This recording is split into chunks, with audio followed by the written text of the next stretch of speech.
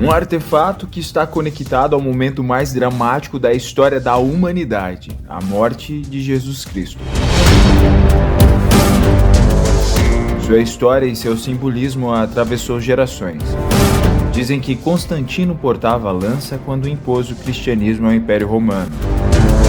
Em posse da mesma lança, Carlos Magno criou a primeira União Europeia em meio ao caos da Idade Média. Napoleão e Hitler almejaram o poder místico dessa lança para que pudessem dominar o mundo. Objeto de desejo de reis, imperadores e chefes de Estado, todos sedentos por poder. Essa é a história da lança do destino.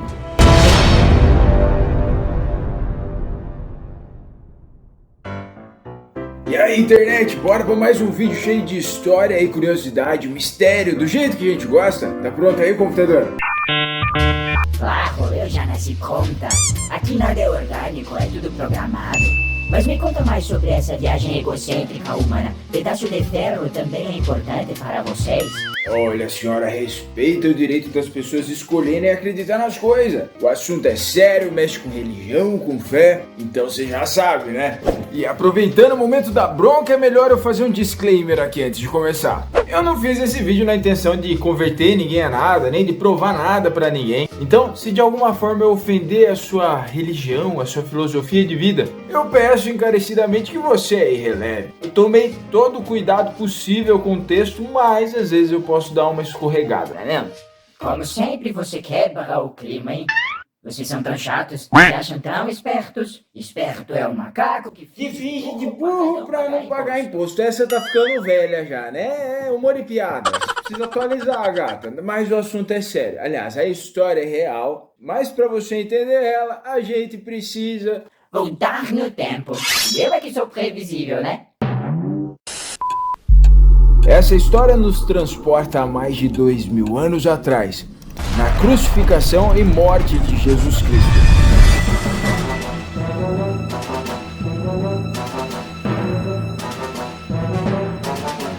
Crurifragium era o nome dado ao ato de quebrar as pernas de quem estava sendo crucificado, com o objetivo de apressar a morte do condenado.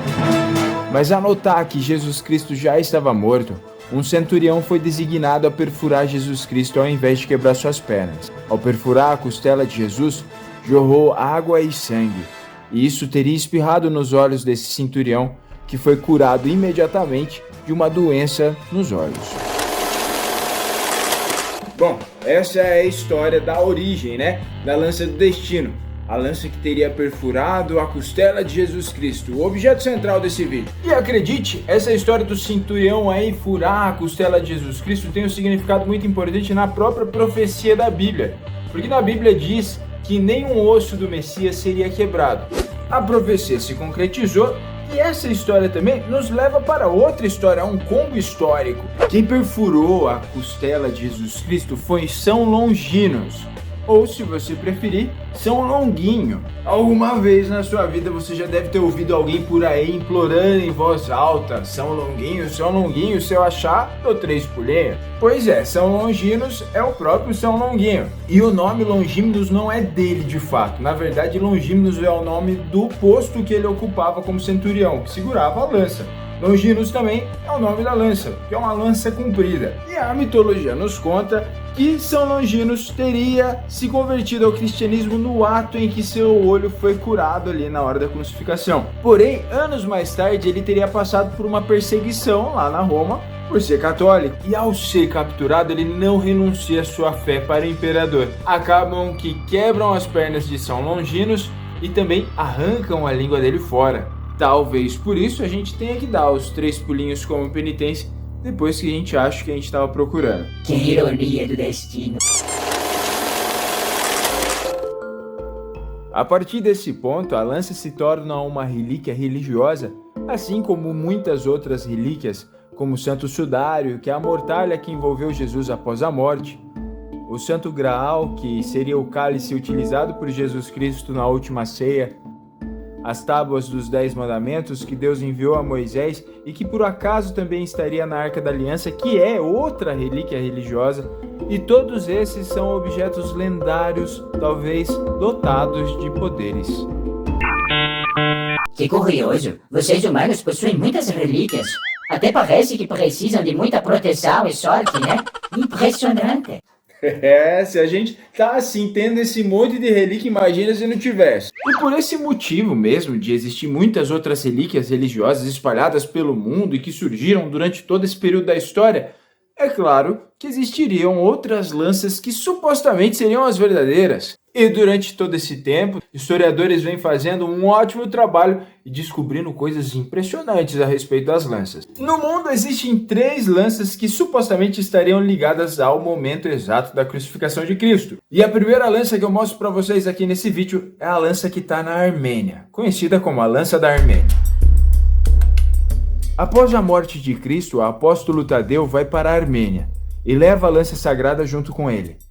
Tadeu consegue converter algumas pessoas ali em cristãos, mas os pagãos que estavam por lá não gostam nada da presença do apóstolo e ele acaba perdendo a cabeça literalmente. Os seguidores do apóstolo Tadeu conseguem ficar com a lança e a escondem em uma caverna, onde hoje está situada a igreja de Gerhard. Gerhard significa lança em armênio, e essa lança que estava junto com o apóstolo Tadeu vai ficar escondida nessa caverna secreta por mais de 200 anos. Até que um dia, um habitante daquele lugar chamado Gregory desafia as leis locais e passa a pregar o evangelho de Cristo. Os pagãos, mais uma vez, não gostam nada disso e jogam Gregory em uma prisão dentro de um mosteiro. Ele fica em uma espécie de poço por mais de 13 anos. Um dia, ele teria dado um jeito de fugir dali. Então ele recupera a lança e inicia a prática do evangelho mais uma vez. Gregory, então, consegue converter mais e mais pessoas ao cristianismo. E por fim, com a lança em sua posse, ele converte o rei armênio e toda a sua família ao cristianismo. E a título de curiosidade, a Armênia foi a primeira estado no mundo a se tornar cristão. Obrigado de nada. Essa lança está até os dias de hoje na Catedral de Etmiadzin, lá na Armênia. Porém, ela foi analisada por pesquisadores recentemente e concluíram que não, essa lança não estava presente na crucificação. Acontece que a lança da Armênia não é uma lança romana de fato. Ela remete ao tempo da crucificação, porém, ela não é uma lança romana. E aproveitando que a gente chegou a uma conclusão sobre a lança da Armênia, a gente vai para a segunda lança. E essa lança está guardada no Vaticano.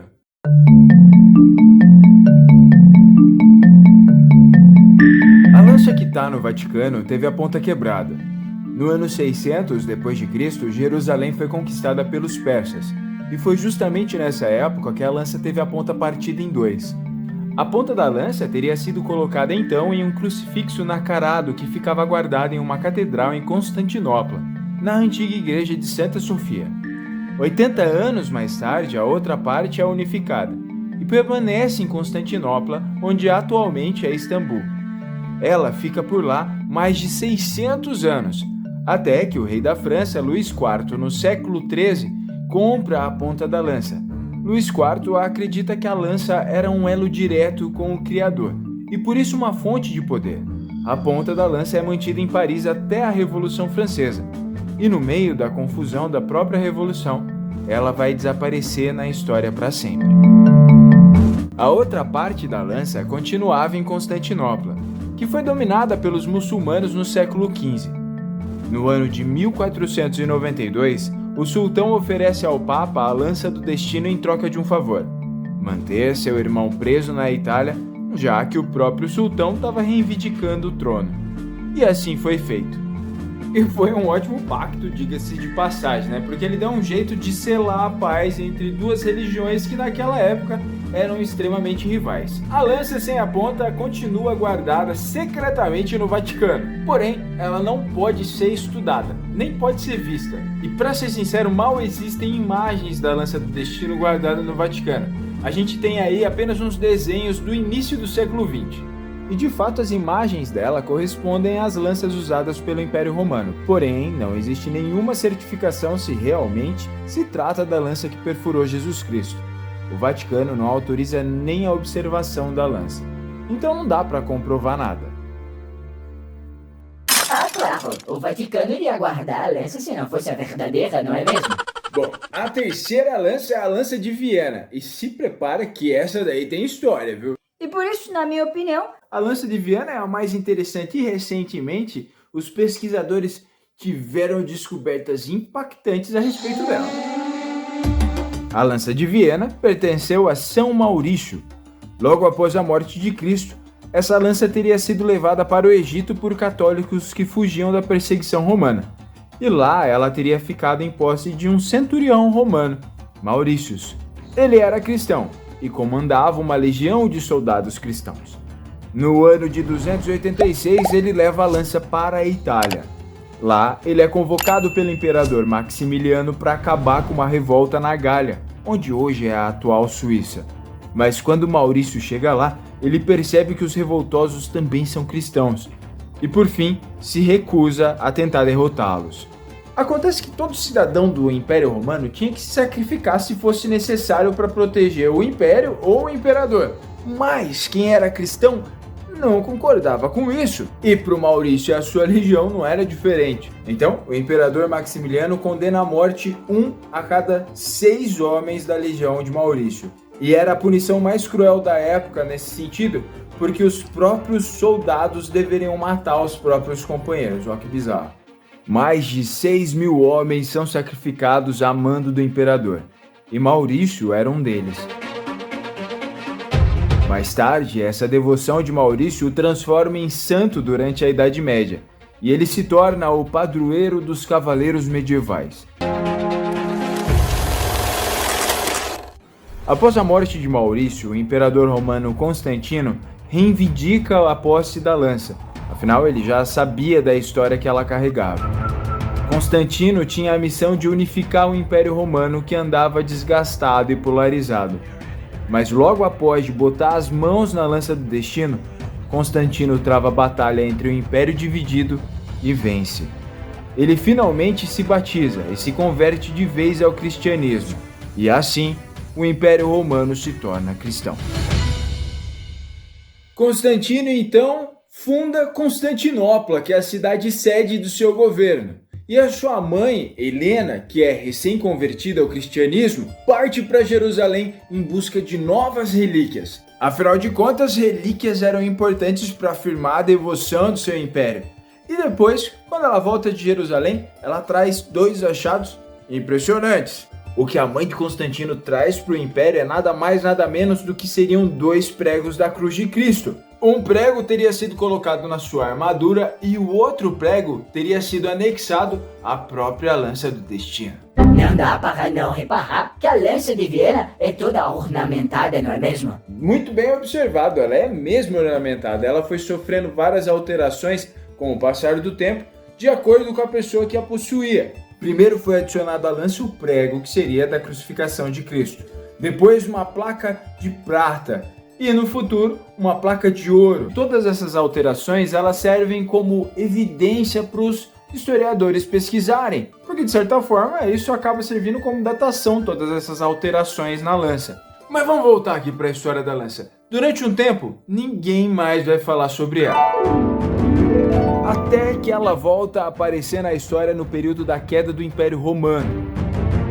Dessa vez em posse de Carlos o Grande, mais conhecido como Carlos Magno. Carlos Magno unificou grande parte da Europa no início da Idade Média, e por isso, em 25 de dezembro do ano 800, Carlos Magno é coroado pelo Papa Leão III como o imperador daquela região. E aqui então surge o Sacro Império Romano Germânico.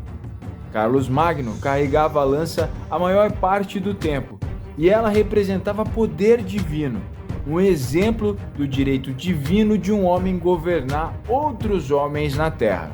Ah, então a justificativa de tanta ganância é divina agora. Não era para ser, mas fizeram disso uma justificativa, claro. E relatos da lança voltam a aparecer na história 200 anos depois de Carlos Magno, nas Cruzadas. O ano de 1097 era um momento onde a Igreja Católica estava tentando recuperar o domínio de grande parte da Europa, que nessa época estava em poder dos muçulmanos. Ah, quer dizer que as cruzadas não aconteceram por causa de terras e dinheiro, então? Era um motivo religioso. Chiu, fala baixo. É por isso sim, mas a gente gosta de jogar a culpa na religião, entende? Os seres humanos sempre colocando a culpa em outra coisa. A caminho de Jerusalém, o exército cristão cerca a cidade de Antioquia. A população de Antioquia resiste por 8 longos meses, mas a fome faz com que a população se renda e por fim ela é tomada. Mas o exército cristão acaba sendo encurralado em Antioquia antes mesmo de conseguirem sair de lá pelo exército muçulmano. O exército cristão descobre que a lança está guardada na Basílica de Antioquia. Então eles a recuperam e, como que por um milagre, eles conseguem deter o exército turco que o cercava.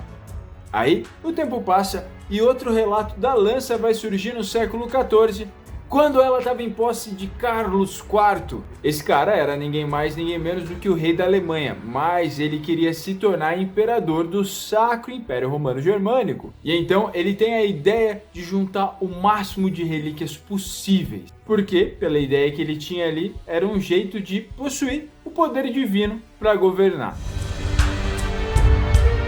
Ele consegue a Lança do Destino por fim, junto com outras relíquias, e acaba construindo um castelo para guardar todas elas. Esse é o castelo de Karl Sten, onde hoje é a República Tcheca. A lança e outras relíquias ficam guardadas em uma câmara secreta atrás de um altar. Com o passar do tempo, além do simbolismo religioso que a lança possuía, ela incorpora, é claro, um valor monetário.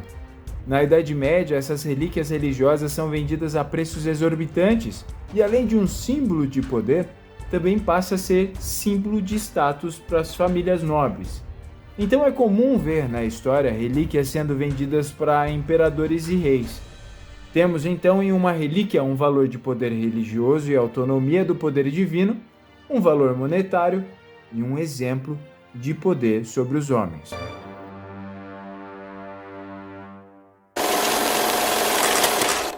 No início do século XV, a Lança do Destino é vendida para o Conselho de Nuremberg, e no centro da cidade uma capela temporária é construída para exibir a relíquia.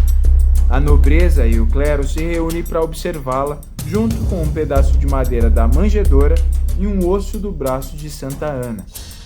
E não é de se estranhar que a Igreja Católica já devia estar lucrando pra caramba em cima dessas relíquias, mas a festa da Igreja Católica iria acabar no início do século XVI, com o início da Reforma Protestante. Se você faltou nessa aula de história, a Reforma Protestante era um meio do Martim Lutero se revoltar contra a Igreja Católica, que ela tinha umas práticas meio estranhas, tipo cobrar umas taxas do fiel para receber indulgência, perdão, sabe? Ou então você paga para ganhar um lugar no céu, por exemplo. O engraçado é que a Reforma Protestante fez surgir uma vertente da Igreja Católica que hoje nós conhecemos como Igreja Evangélica. Você realmente tem certeza que quer mexer nesse ninho de marimbondo?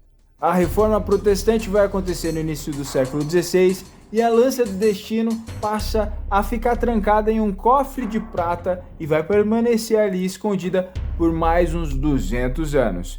Até que em 1796, Napoleão Bonaparte, sedento de poder e cada vez mais interessado em novos territórios, acaba cercando a cidade de Nuremberg. De propósito, né? Pois ele sabia da história e de toda a mitologia que a lança possuía. E todas as pessoas poderosas de Nuremberg temiam que Napoleão se tornasse invencível com a posse da lança.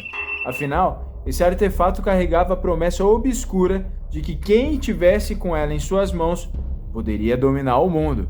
Então, os membros do Conselho de Nuremberg pedem para que Viena esconda a lança. Porém, Napoleão iria conquistar boa parte da Europa mesmo assim, incluindo a Alemanha. E assim, o próprio Napoleão põe fim ao Sacro Império Romano. Interessante que essa lança sempre aparece na mão de alguém que alterou a história para sempre, não é mesmo? E não é bizarro essas coincidências? Mas calma, claro que elas não acabam aqui. Diante a toda essa mudança, a lança continua escondida em Viena por mais 137 anos, até que em 1933 Adolf Hitler chega ao poder na Alemanha, e 5 anos mais tarde ele conquistaria a Áustria. Quer dizer, ele conquistou assim, né? Ele acordou de manhã e falou assim: "Oi, Áustria, vamos nos unir?" A Áustria adorou a ideia e falou: "Vamos!" E pronto, estava unificado junto com a Alemanha. E uma observação interessante a se fazer nessa altura do campeonato, né, da história, é que o Hitler, quando o assunto era obra de arte, joias e relíquia, o cara não poupava esforço. E a lança que supostamente teria perfurado Jesus Cristo, agora caía na mão de um dos ditadores mais infames da nossa história. Se você acompanha os vídeos aqui do canal, já deve ter ouvido eu falar muitas vezes sobre Nuremberg, que ironicamente era o berço cultural do neonazismo. Ironicamente, a lança volta para Nuremberg, o lugar que ela ficou guardada por mais de 400 anos. E aí, quando o curador de Hitler apresentou a lança para o Führer, ao segurá-la pela primeira vez, ele disse a seguinte frase: "Tenho a visão do meu futuro. Uma janela foi aberta para mim, pela qual eu vejo em um único lampejo de iluminação um evento futuro.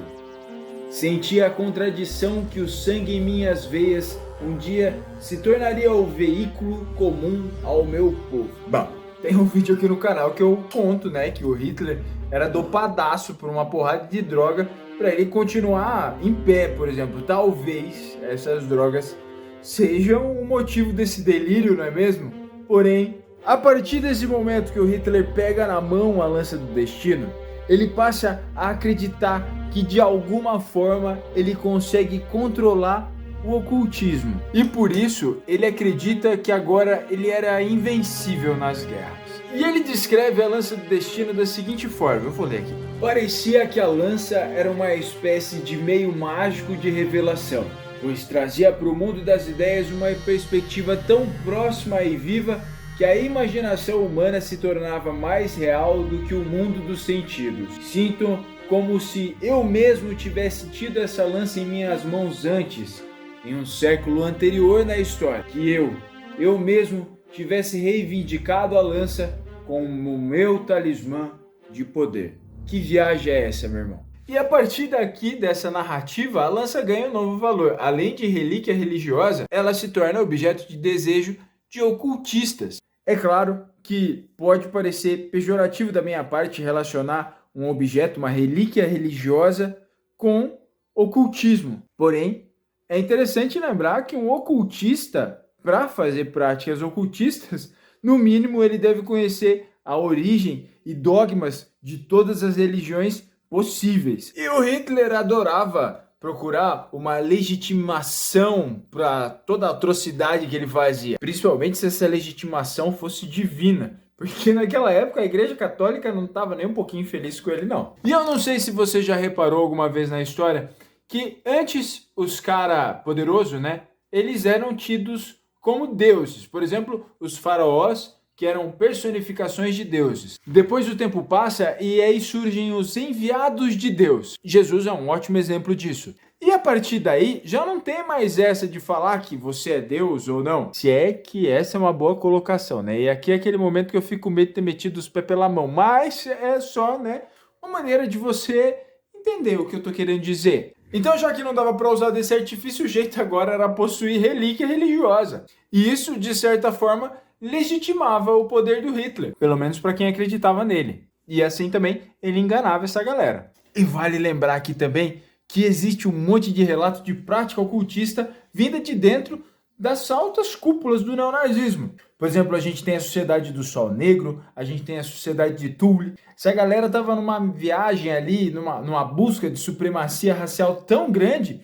que eles procuravam legitimar tudo isso através dessas paradas. Era um jeito de legitimar aquele plano asqueroso de higienização racial.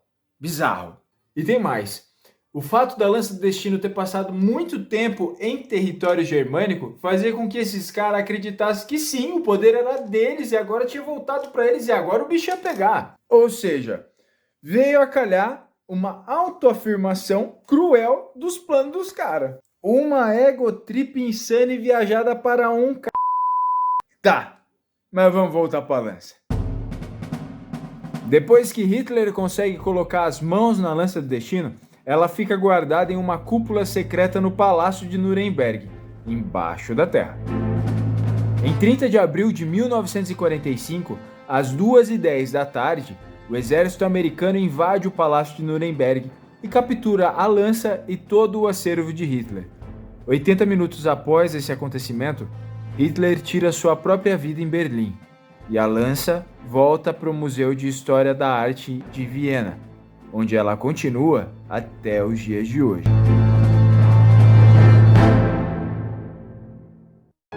Ufa, eu achei que ela ia dar mais um rolê por aí. Mas afinal, essa lança é ou não é a original? O Museu de Viena não autoriza testes evasivos, ou seja, datação de carbono está fora de questão. Porém, exames de fluorescência de raio-x dizem que tanto a composição do prego quanto a composição da lança remetem a tempos da crucificação, ou seja, remete lá para os anos 30, mais ou menos na época que Jesus teria morrido. A forma da lança corresponde à época, as adaptações também correspondem às épocas de que elas foram feitas, porém não dá para ter 100% de certeza porque não tem a datação de carbono. E agora tá com você, o que você acha de tudo isso? Você acha mesmo que um objeto pode possuir poderes místicos e mágicos? Ou você acha que tudo isso faz parte aí do puro fanatismo humano? Me conta aqui nos comentários que eu tô louco pra saber. Muitíssimo obrigado a você que assistiu até aqui segurando a minha mão e minha taxa de retenção. Se você gosta desse tipo de assunto, história, curiosidade, mistério, você tá no lugar certo. Então se você não for inscrito, se inscreve, neném. Toda semana tem vídeo novo, eu sempre tô trazendo uma novidade pra você que tá aí do outro lado da telinha. Vem fazer parte dessa galera gente fina que me acompanha por aqui. E compartilha com os amigos, a gente sempre tem um amigo maluco que gosta de história. Se você não tem um amigo maluco que gosta de história, sinto dizer, mas esse amigo é você. É isso, eu vou nessa, mas a qualquer momento tô de volta.